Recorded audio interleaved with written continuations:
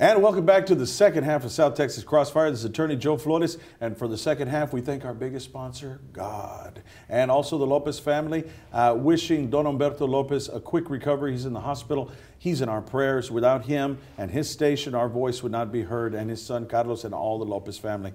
I've got the distinct pleasure of bringing back in this second half, if you're just joining us, Sheriff Jim Kaelin, Nueces County. How are you?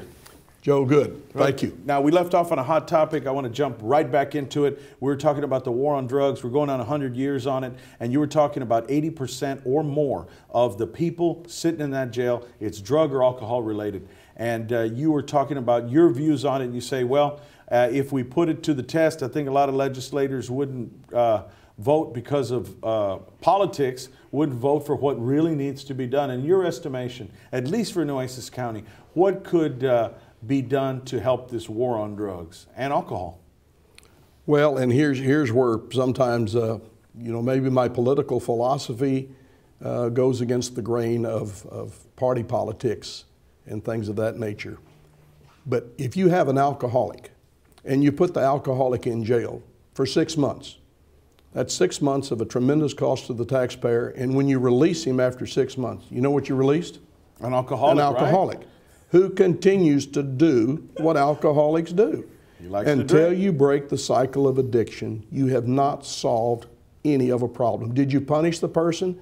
Probably you punished the taxpayer, you punished the family, you punished the children, you punished society. But the individual who's laying up there taking 3 meals a day and watching television, I don't know so much that that person's been punished to say, when I get out of jail, I'm not going to do that no more. In the world of drugs, whether it be marijuana, whether it be methamphetamines, whether it be cocaine, heroin, or any of those drugs of choice, the money is so tremendous, the profits are so great that they don't coincide with the punishment side. Meaning, yeah, I can do 2 years, I can do 5 years, because of the amount of money involved in it.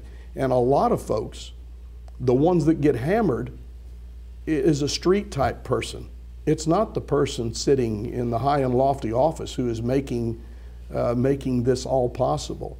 They're sheltered. They've got layers and layers and layers to where before you ever get to that point that you stall out, you don't get to them.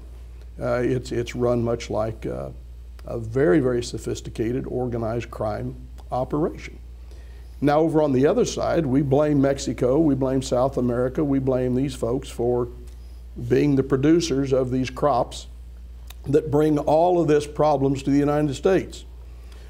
Well, when you look at a farmer and he can grow a productive food crop and he gets a penny to the dollar on his product, and that's it, and barely, if not even able to feed his family on that legal crop, but he can grow marijuana or he can grow poppies, and he's got money to sustain his family for a long time, and he don't use it.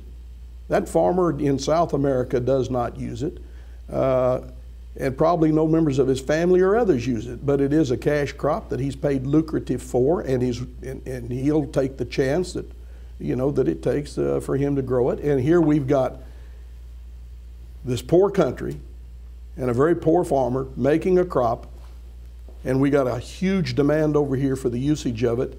Well, that immediately explains what we've got, why we've got 80% sitting in the county jail. So here I have to, you get on your soapbox every now and then. You don't like to get up on the soapbox because the soapbox is not anything more than me grandstanding.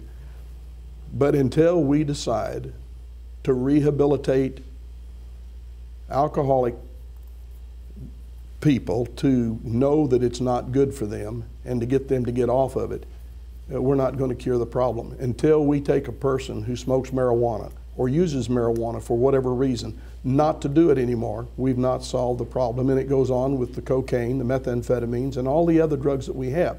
So I know the money that these local help groups, the Council on Alcohol and Drug Abuse, we've got Charlie's Place, we've got so many of these places that, doing a tremendous job, deal with these issues. If we funded them like we fund county jails, like we fund state penitentiaries, what could we do? Because the cure is going to come from Charlie's place. The cure isn't going to come from Jim Kaelin in his jail. Now, I feel good about it as a citizen that, that somebody's off the street and somebody's locked up. But there's a certain injustice there too. Because if I'm just Jim Kaelin, not the sheriff, but just Jim Kaelin, the citizen, and I get arrested and they put a $10,000 or $20,000 bond on me for some kind of a drug deal, I can't get out. I languish in jail. But if I've got dollars, if I've got money, I'm not punished. Not like Jim Kaelin was. I can go the $10,000 bond. I can go the $20,000 bond, and I'm out. So we got a jail down there with, I don't think I got any rich people in jail. I don't think I do. I don't know that, but I'm going to say I don't think I have rich people in jail. We don't build jails for rich people. Well, I mean, I'll get spanked for what I'm saying right now. I'll get spanked, but I told you once somebody told me that sometimes, Kaelin, you're too honest, and I said, how can you be too honest? How can you be too honest? I said, that's my perception, and that's what I tell people. I don't have rich people in my jail. Why not? Well, because it's not the rich people that have, and they do have methamphetamines. We see the movie stars, we see them all have it. But darn, I see them going to places that I've never heard of in my life. You know, I'm going to this Betty White treatment of some place, you know, where it's a huge